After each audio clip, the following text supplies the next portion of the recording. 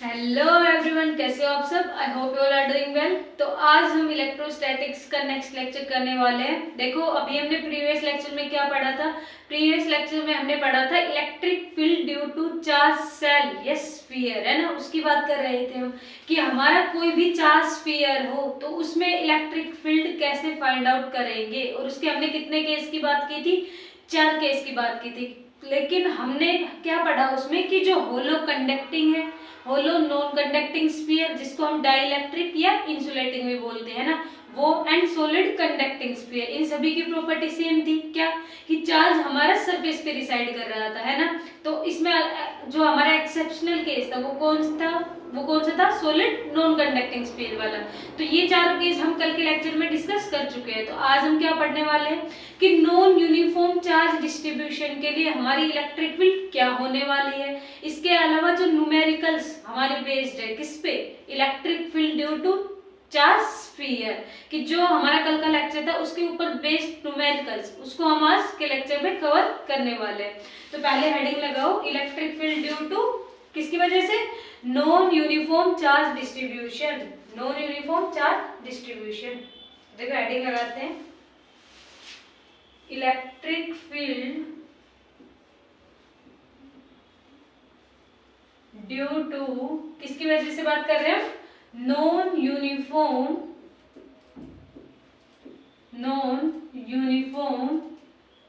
Charge distribution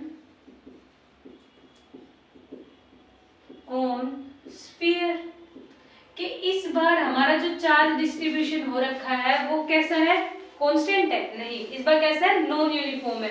तो कैसे, जो हम कल निकाल रहे थे क्या वही रिजल्ट आएगा, नहीं आएगा। क्यों, क्योंकि कल वाले में हम यूनिफॉर्म के लिए बात कर रहे थे, आज हम नॉन यूनिफॉर्म चार्ज डिस्ट्रीब्यूशन की बात करेंगे कि जो हमारा चार्ज डिस्ट्रीब्यूशन हो रखा है स्फीयर पे वो सभी जगह कांस्टेंट नहीं है। देखो ये न्यूमेरिकल से है ना, एक टाइप ऑफ क्वेश्चन है ना। ये हमारा क्या है, क्वेश्चन है कि हमारा जब नॉन यूनिफॉर्म चार्ज डिस्ट्रीब्यूशन हो जाए उस केस में हमारी इलेक्ट्रिक फील्ड क्या फाइंड आउट होगी। तो ये हमारा क्वेश्चन है। तो देखो हम कौन सा केस हो सकता है कि इलेक्ट्रिक फील्ड हमारी अंदर से बाहर की तरफ इंक्रीज कर रही हो, है ना, या फिर हो सकता है कि बाहर से अंदर की तरफ हमारी इलेक्ट्रिक फील्ड इंक्रीज कर रही हो, है ना। एक केस मैंने क्या माना कि इनसाइड वाला केस माना है मैंने, है ना। कौन सा केस माना है मैंने, इनसाइड वाला, कि जब हमारा आर छोटा हो किससे, इस कैपिटल आर से, तो ये वाला केस मानना है ना। ऐसे इनसाइड आउटसाइड वाला केस हमने कल भी किए थे, लेकिन फर्क क्या है, कल वाले में हमारे पास यूनिफॉर्म चार्ज डिस्ट्रीब्यूशन था, आज हमारे में नॉन यूनिफॉर्म चार्ज डिस्ट्रीब्यूशन है। तो फर्क क्या होगा, देखो एक मैंने क्या बनाया, स्फीयर बनाया, है ना। इसके अंदर क्या हो रखा है, चार्ज डिस्ट्रीब्यूशन हो रखा है ना। देखो इसके लिए कैसी बॉडी होनी चाहिए हमारी, कल का लेक्चर देखा हो तो बता दोगे आराम से, सॉलिड नॉन कंडक्टिंग, है ना, सॉलिड नॉन कंडक्टिंग। क्यों, क्योंकि सरफेस के अंदर यानी वॉल्यूम में चार्ज डिस्ट्रीब्यूशन हमारे कौन से केस में होता है, केवल सॉलिड नॉन कंडक्टिंग केस में होता है। बाकी सारे केस में हमारा चार्ज कहां पे होता है, सरफेस पे रिसाइड करता है ना। तो यानी कि हमारे वॉल्यूम के अंदर चार्ज डिस्ट्रीब्यूटेड हो रखा है, लेकिन ये चार्ज इस पर यूनिफॉर्म नहीं है। कि मान लो इसकी रेडियस सेंटर से ये क्या है, कैपिटल आर है ना। इस पॉइंट पे, इस आर डिस्टेंस पे मेरे को क्या फाइंड आउट करना है, इलेक्ट्रिक फील्ड फाइंड आउट करना है। इसको मैंने पी पॉइंट नाम दे दिया। लेकिन इस बार क्या है, लास्ट टाइम तो इतने में अगर मैंने गॉसियन सरफेस बनाया है यहाँ पे इलेक्ट्रिक फील्ड फाइंड आउट करने के लिए, ये गॉसियन सरफेस बना दिया मैंने, है ना। तो क्या इस बार गॉसियन सरफेस की हेल्प से हम डायरेक्ट जो हम फॉर्मूला लगाते हैं क्या, कि इलेक्ट्रिक फील्ड जो हमारा फाई नोट होता है यानी नेट फ्लक्स होता है वो किसके इक्वल होता है, Q inside upon epsilon note, है ना। तो क्या इस बार क्यू इनसाइड डायरेक्ट हम जो इसकी वॉल्यूम चार्ज डेंसिटी है कितनी होगी, रो होगी।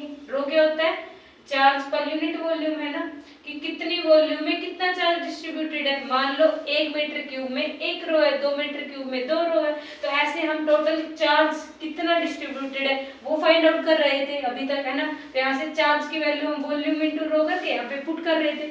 लेकिन क्या इस बार हम ऐसे डायरेक्ट पुट कर पाएंगे, नहीं कर पाएंगे। क्यों, क्योंकि इस बार हमारी जो वॉल्यूम है, रो है, वॉल्यूम चार्ज डेंसिटी, वो रो नोट आर है, कि इस बार हमारा जो रो है वो आर पे डिपेंडेंट है। आर की क्या है, डायरेक्टली प्रोपोर्शनल है। हम ये वाला केस पढ़ रहे हैं, कि इस बार हमारा आर बढ़ाने से हमारी क्या हो रही है, वॉल्यूम चार्ज डेंसिटी इंक्रीज हो रही है। कि जैसे जैसे मैं आर यहाँ पे जीरो है, मतलब जीरो से इस आर को वेरी कर रहा हूँ कैपिटल आर तक, तो देखो चार्ज डिस्ट्रीब्यूशन हो रखा है ना, चार्ज बढ़ेगा तो हमारी फील्ड बढ़ेगी। तो मैं ये वाला केस कर रही हूँ, और इसमें भी हमारा जो चार्ज डिस्ट्रीब्यूशन है वो नॉन यूनिफॉर्म है, कि हो सकता है यहाँ तक इस पी पॉइंट तक आके बढ़े, उसके बाद घटे, हो सकता है यहाँ तक इसके बीच में ही हमारा चार्ज इंक्रीज हो रहा हो, आगे जाके डिक्रीज हो रहा हो, क्योंकि इस बार नॉन यूनिफॉर्म चार्ज डिस्ट्रीब्यूशन हम कुछ कह नहीं सकते है ना। तो हम यहाँ पे आर जो रो है, जो डिस्टेंस पे वैरी कर रहा है, क्या इसको हम इस फॉर्मूले में डायरेक्ट पुट कर देंगे? नहीं कर सकते।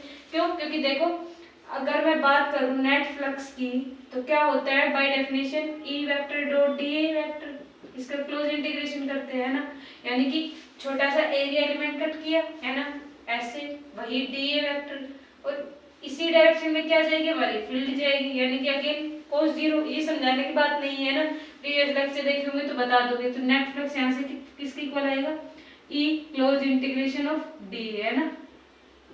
आगे एरिया इसका कितना होगा, स्फीयर का एरिया कितना होता है 4 पाई आर स्क्वायर, यानी कि नेट फ्लक्स हमारा किसके इक्वल है यहाँ से, E into 4 pi r square. देखो एरिया एलिमेंट, ये वाला एरिया एलिमेंट, इस छोटे वाले आर के लिए बात कर रहे हैं, तो आर भी ये स्मॉल आर ली जाएगी, ना कि कैपिटल आर है ना। यहाँ तक तो कोई दिक्कत नहीं होगी। अब दिक्कत कहाँ आएगी, देखो इस बार क्या मैं यहाँ पे डायरेक्ट पुट नहीं कर सकती कि क्यू इनसाइड, यहाँ पे क्यू जो रो है हमारा रो नोट आर है, तो यहाँ से देखो रो नोट आर, इस रो की वैल्यू सब्स्टिट्यूट कर दी, इक्वल टू में चार्ज पर यूनिट वॉल्यूम कितना होगा 4/3 पाई आर क्यू। ये वाला कैपिटल आर क्यू लिया, समझ गए होंगे ना कि पूरे में चार्ज डिस्ट्रीब्यूशन हो रखा है ना, वो पूरे में वॉल्यूम चार्ज। लेकिन क्या मैं यहाँ से ऐसे लिखूंगी अब क्या कि Q इज इक्वल टू में रो नोट आर है ना 4 पाई आर क्यूब अपॉन में 3।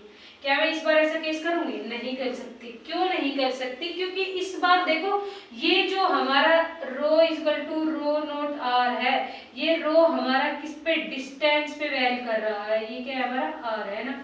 तो हो सकता है इस डिस्टेंस पे, इस आर के लिए यहाँ तक इतने में हमारे पास क्या हो, रो नोट आर है ना, चार्ज। देखो समझ रहे हो ना कि इस बार देखो मैं यहाँ से गॉसियन सरफेस बना दिया है ना, फिर यहाँ से बना दिया सर्किल, हर पॉइंट पे हमारा जो चार्ज डिस्ट्रीब्यूशन है अलग है, हर पॉइंट पे अलग अलग चार्ज डिस्ट्रीब्यूशन होने की वजह से जो ये क्यू निकल के आएगा हर पॉइंट पे कैसा आएगा, अलग अलग आएगा। तो क्या हम ये जो एवरेज लेके चल रहे थे अब तक, क्या मैं इस एवरेज को वहाँ पे यूज कर सकती हूँ? नहीं कर सकती ना, क्योंकि इस आर के लिए, यहाँ पे आर के लिए कुछ अलग हमारा चार्ज होगा, अलग चार्ज होगा तो नेट फ्लक्स अलग निकल के आएगा, बाहर कुछ हो तो बाहर अलग होगा। तो मैं इस बार ये वाला नहीं लगा सकती है ना, तो मैं क्या करूँगी, मैं इंटीग्रेट करूंगी।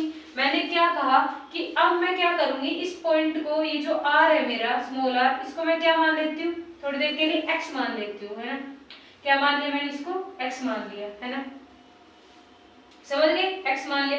एक्स मानने से क्या हुआ कि अब मैंने क्या किया, ये जो है ना ये स्ट्रिप सी, मैंने ये वाला स्ट्रिप वाला, ये वाला गॉसियन सरफेस कंसिस्ट किया है बस, ये वाला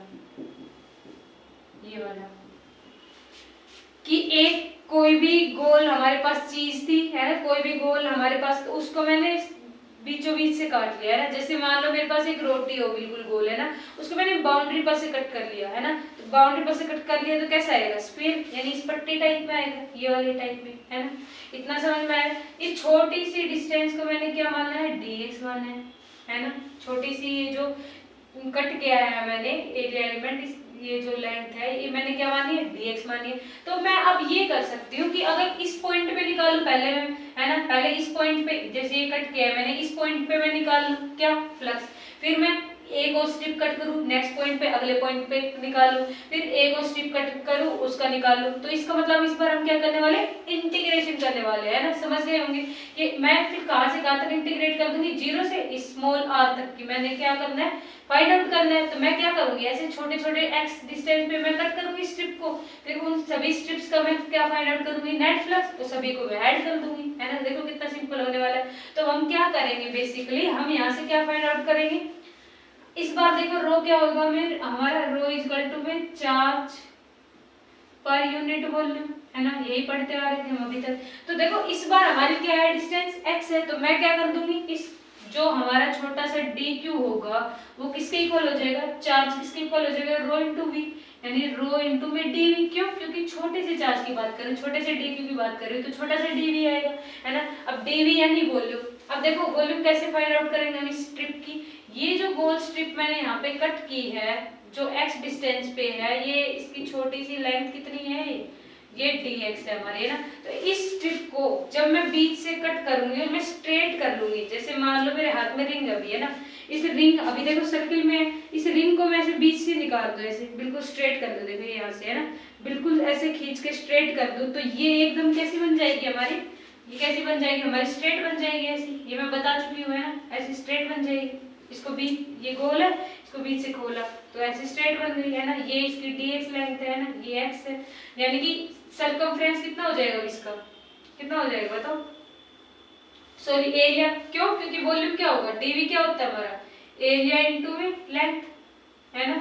तो एरिया क्या हो जाएगा, देखो क्या होगा एरिया, एरिया हम कैसे फाइंड आउट करेंगे, देखो एरिया यानी कि क्या होगा, पाई आर स्क्वायर। तो इस बार क्या है हमारे पास आर, क्या आर है या एक्स है, एक्स है इस बार हमारे पास। तो देखो इस बार बेसिकली क्या निकल के आने वाला है हमारे पास, ये जो हमने एरिया फाइंड आउट करेंगे इसका, इस एरिया को इस dx से मल्टीप्लाई कर देंगे, dx से मल्टीप्लाई करते ही हमारा क्या आ जाएगा, हमारे पास dq आ जाएगा, है ना।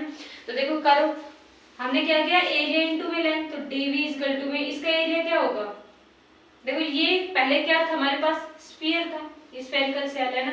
स्फीयर का एरिया क्या होता है 4 पाई आर स्क्वायर, लेकिन क्या इस बार r है हमारे पास डिस्टेंस, इस बार हमने r क्या लिए, x लिए, तो क्या हो जाएगा area 4 pi x square, length कितनी है इसकी dx, यानी dx, ये किसकी वैल्यू हो गई, dv की वैल्यू हो गई, dv की वैल्यू हो गई 4 पाई x स्क्वायर dx, और रो की वैल्यू क्या है, देखो रो की वैल्यू, रो किस पे डिपेंड था, डायरेक्टली प्रोपोर्शनल r के, यानी रो क्या था हमारा, रो नोट r था, लेकिन r इस बार क्या है हमारा x माना है, तो रो की वैल्यू क्या हो जाएगी हमारी, dq इज इक्वल टू में रो नोट x, और dv की वैल्यू क्या है हमारी 4 pi x square dx, 4 pi x square dx। देखो इतना समझ आया। देखो मैंने क्या किया है शुरू से बताऊं तो, मेरे को इस बार non uniform charge distribution given था, तो अलग अलग चार्ज था, तो मैं जो डायरेक्ट लगा दी थी रो इक्वल टू में चार्ज पर यूनिट वॉल्यूम, मैंने रो आर नो आर माना, क्यों, ये मेरे को गिवन कंडीशन थी, है ना, ये मत सोचो ना कहां से गिवन है हमें। इस बार जो हमारा रो है रो नोट आर है, ये वाला केस है कि जो हमारा रो है डायरेक्टली प्रोपोर्शनल आ रहा है, कि जैसे जैसे हमारा डिस्टेंस बढ़ेगा, इस ये क्योंकि हम इनसाइड वाला केस ले रहे हैं, हमारा आर छोटे ही साल से, तो जब ये स्मॉल आर इस कैपिटल आर तक बढ़ेगा तो चार्ज भी बढ़ रहा है, उस चार्ज की वजह से फील्ड भी बढ़ेगा, है ना। हम ये वाला केस ले रहे हैं, तो इस वाले केस में देखो ये तो हम बड़े आसानी से निकाल लेते हैं, net flux equal to q inside by epsilon naught, लेकिन इस बार ये जो क्यू है यहाँ पे हम ये जो रो वाला कंसेप्ट लगाते हैं, rho equal to charge by volume, rho की वैल्यू रख ली rho naught r, q upon 4/3 pi r cube, ये नहीं लगा सकते, है ना। क्यों, क्योंकि देखो इस बार मतलब इतने डिस्टेंस के लिए आर हमारा अलग हो तो हमारा रो अलग आएगा, थोड़ा और डिस्टेंस, क्योंकि नॉन यूनिफॉर्म है, हमें नहीं पता कि सब जगह बढ़ रहा है घट रहा है बढ़ रहा है घट रहा है, अनइक्वल है ना। तो फिर मैंने क्या किया, मैंने दिमाग लगाया कि मैंने छोटा सा चार्ज कट किया, मान लो मैंने एक स्ट्रिप ली, इस एक स्ट्रिप पे मैंने छोटा सा चार्ज ये dx लेंथ कट की, ये x डिस्टेंस माना मैंने इसका, है ना, तो x डिस्टेंस पे एक स्ट्रिप कट कर लिया ऐसे स्फीयर शेप में, इसकी ये जो लेंथ कितनी है dx है ना। तो मैंने क्या किया, इसका वॉल्यूम फाइंड आउट कर लिया 4 पाई x स्क्वायर dx, तो मैंने क्या किया, अब स्मॉल dq फाइंड आउट कर सकती हूँ रो dv इस फॉर्मूले से ना, ये वाला जो फॉर्मूला है हमारा, तो dq क्या है rho naught x 4 pi x square dx, और ऐसे ही मैं अलग अलग स्ट्रिप कट करूंगी, उन सभी स्ट्रिप्स का मैं क्या कर दूंगी, सम कर दूंगी, तो मुझे नेट निकल के आ जाएगा मेरा नेट फ्लक्स कितना है। समझ गए होंगे कि ऐसे ही मैं अलग अलग, पहले मैंने यहाँ पे स्ट्रिप कट की, यहाँ पे की, यहाँ पे की, यहाँ पे की, उन सबको मैं जोड़ दूंगी। तो मैंने क्या किया, नेट हमने dq निकाला रो dv वैल्यू की, अब इसको हम क्या कर देंगे, इस dq को हम इंटीग्रेट कर देंगे, कहाँ से कहाँ तक, 0 से r तक, है ना, यही करेंगे ताकि हमें जो नेट चार्ज है हमारा, नेट चार्ज इसमें इस r small r is smaller than capital R है ना, इस केस के लिए तो मैं 0 से r तक इंटीग्रेट कर दूंगी। देखो रो नोट क्या है हमारा कांस्टेंट है ना, 4 पाई भी क्या है हमारा कांस्टेंट है, x के क्या हो जाएगा x क्यूब हो जाएगा, यहीं पे क्या होगा हमारा इंटीग्रेशन होगा dx, कहाँ से कहाँ तक, 0 से लेके r तक, है ना, 0 कि हम 0 से लेके इस r तक यहाँ तक जा रहे हैं, इस वाले स्मॉल आर की बात कर रहे हैं, यानी इस x डिस्टेंस को पहले मैं यहाँ पे x डिस्टेंस, यहाँ पे x डिस्टेंस, यहाँ पे x डिस्टेंस, छोटे छोटे x डिस्टेंस पे कट करूंगी, 0 से लेके r तक मैंने क्या कर दिया, इसको इंटीग्रेट कर दिया। समझ गए होंगे आप लोग, है ना। तो देखो यहाँ पे वैल्यू पुट करेंगे हम जैसे ही कि जो हमारा नेट क्यू निकल के आएगा, है ना, 0 से लेके r तक डी क्यू का इंटीग्रेशन करेंगे 0 से लेके r तक, तो क्या देखो यहाँ पे थोड़ी ना लगेगी लिमिट, यहाँ पे तो जस्ट इंटीग्रेट हो रहा है ना, यहाँ पे लगेगी 0 से लेके r तक। ये कांस्टेंट था, ये साइड मैंने बाहर निकाल दी।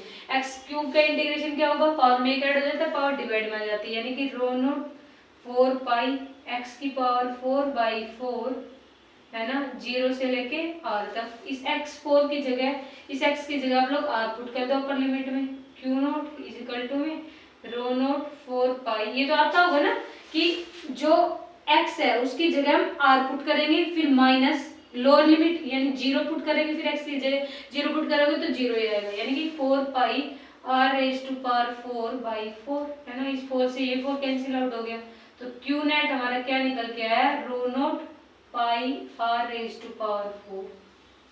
बस यही हमें फाइंड आउट करना था। इसको आप लोग यहाँ पे प्लेस कर दो कि rho naught pi r raise to power 4, ये हमारे अपॉन में एप्सिलॉन नोट, है ना। ये हमारा क्या निकल के आ गया, नेट फ्लक्स। अब इस वाले फ्लक्स की वैल्यू और जो हमारा अभी हमने फ्लक्स निकाला था ये वाला, E into 4 pi r square, इन दोनों को क्या कर दो, कंपेयर कर दो, हमारा नेट निकल के आ जाएगा। देखो मैं यहाँ से इरेज कर दूं, समझ आ गया नहीं कि हमने क्यों यूज नहीं किया है ना।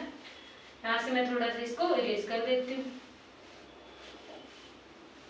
तो देखो मैंने क्या किया, दोनों को इक्वेट किया, यानी रो नोट r की पावर 4 पाई अपॉन में epsilon naught is equal to किसके इक्वल है, a इंटू में 4 पाई r स्क्वायर से ये 2 पावर बचेगी, यहाँ पे केवल है ना, तो e की वैल्यू हमारी क्या आई, रो नोट पाई से पाई कैंसिल हो गया, है ना, रो नोट r स्क्वायर अपॉन में 4 एप्सिलॉन नोट।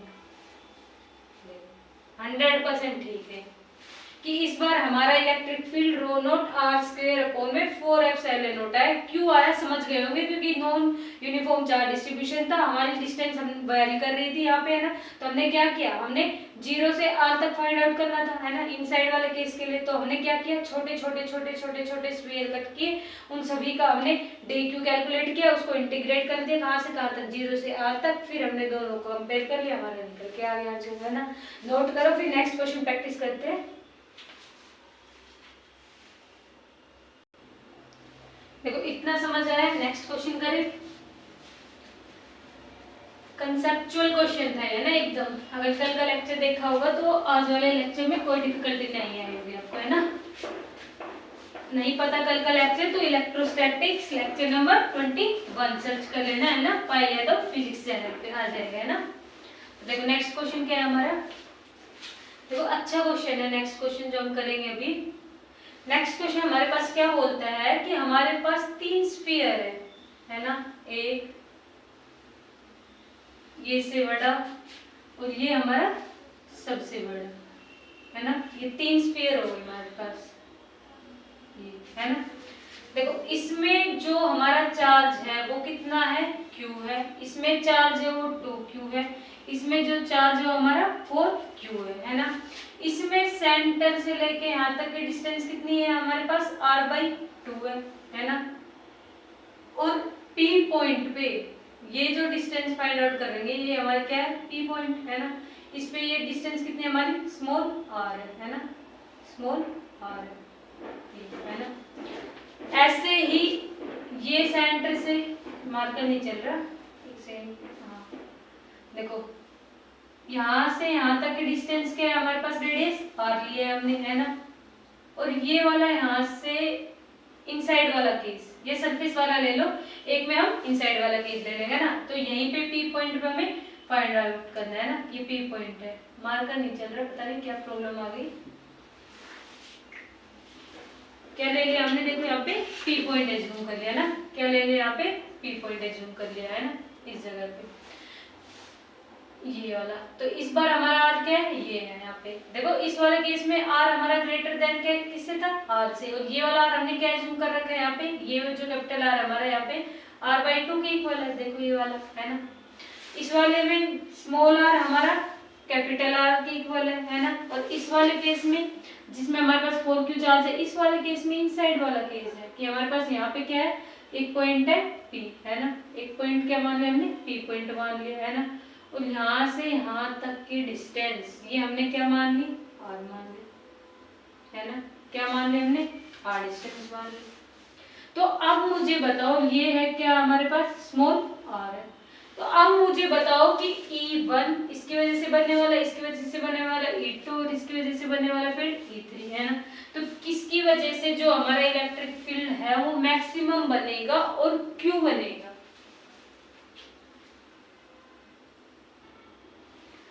तो देखो बड़ी आसानी से फाइंड आउट कर सकते हैं। कल का लेक्चर देखा होगा तो पता होगा कि जब हमारा r इस r से क्या हो, बड़ा हो, तो उस केस में हमारे पास क्या होता है, E किसके इक्वल होता है, KQ/r², है ना। यही केस अगर हम इसको रो के टर्म्स में नहीं लिख रहे तो, क्योंकि इस बार हमारे पास क्वेश्चन में रो के टर्म्स में पूछा ही नहीं, हम ये वाला फॉर्मूला लगा सकते हैं ना। कल के लेक्चर में बताया था सब, है ना। तो E = में 1/4πε0 Q किसके इक्वल है हमारा, कैपिटल Q के अपॉन में r², r किसके इक्वल है, देखो स्मॉल r यानी ये वाली r किसके इक्वल है, स्मॉल r के इक्वल है, यानी कि r²। सेम यही फॉर्मूला रहेगा हमारे पास, है ना।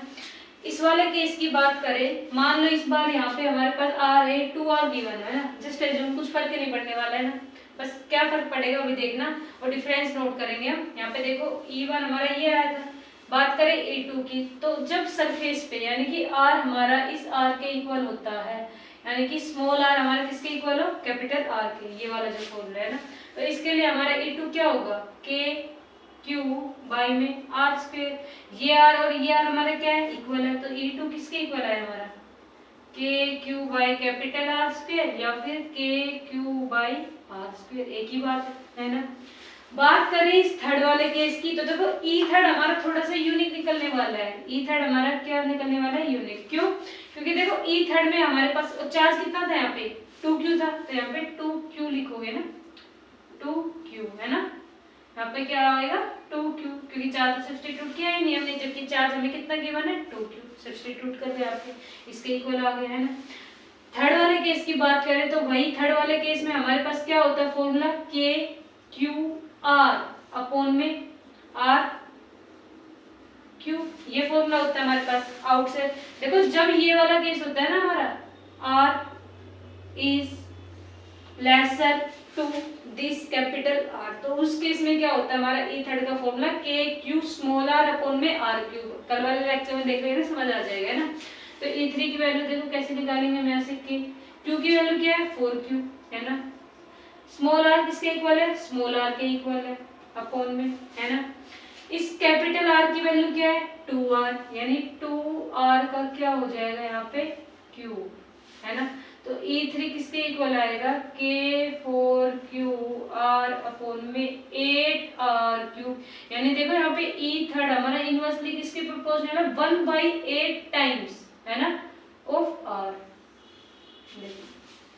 यानी कि 1/8 टाइम्स ऑफ R हो रखा है, दिख रहा होगा आपको यहाँ से। जबकि इस वाले में क्या था, E1 हमारा KQ/R², सिंपल। इस वाले E2 में 2 टाइम्स ऑफ KQ/R², यानी ये तो पता चल गया कि E1 से E2 हमारा ज्यादा है, क्योंकि इसमें 2 टाइम्स ऑफ Q, यानी Q हमने डबल कर दिया इस वाले से, तो E2 हमारा क्या है, ज्यादा है किससे, E1 से। ये केस तो पता चल गया। लेकिन अब E3 का कैसे पता करेंगे, देखो E3 में हमारा चार्ज तो बढ़ रहा है 4 टाइम्स, लेकिन हमारी जो ये R है ना, ये 1/8 टाइम्स है, यानी कि 1/8 टाइम्स हमारी जो डिस्टेंस है वो बढ़ा दी हमने, 8 टाइम्स हमारी डिस्टेंस बढ़ा दी, और डिस्टेंस बढ़ने से फील्ड भी 8 टाइम्स हमारा डिक्रीज हो जाएगा, यानी कि हमारा सबसे लास्ट में क्या आएगा, E3, ये आएगा इसका आंसर। देखो कितना सिंपल था क्वेश्चन, है ना। तो आज का लेक्चर हम यहीं पे स्टॉप करते हैं, और इसी के साथ हमारा जो फर्स्ट चैप्टर है इलेक्ट्रोस्टैटिक्स का, चार्जेस एंड फील्ड, है ना, वो हमारा आज पूरा हो गया है। अब हम क्या पढ़ेंगे बेसिकली, अब हम किसकी बात करने वाले हैं, कैपेसिटर एंड इलेक्ट्रिक पोटेंशियल, यानी चैप्टर नंबर 2 की बात करने वाले हैं। तो please share and subscribe my channel. Thank you for watching my videos.